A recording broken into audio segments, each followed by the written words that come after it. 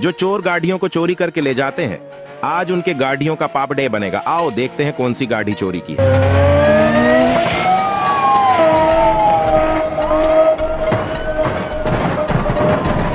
लगता है यही गाड़ी चोरी की है, लेकिन उसे देखने से पहले बेटा, मुझे देखकर इग्नोर मत करना। इस बार जो भी एग्जाम में पास होना चाहता है मैं पास कर दूंगी, मगर मेरा भी एक काम करना होगा। तुम्हें इस वीडियो को एक लाइक और चैनल को सब्सक्राइब करना होगा और 5 सच्चे मित्र को शेयर करना होगा। और मेरे बेटे जाते जाते कमेंट में सरस्वती मान लिख दो। और इसका तो पाप डे बन ही गया।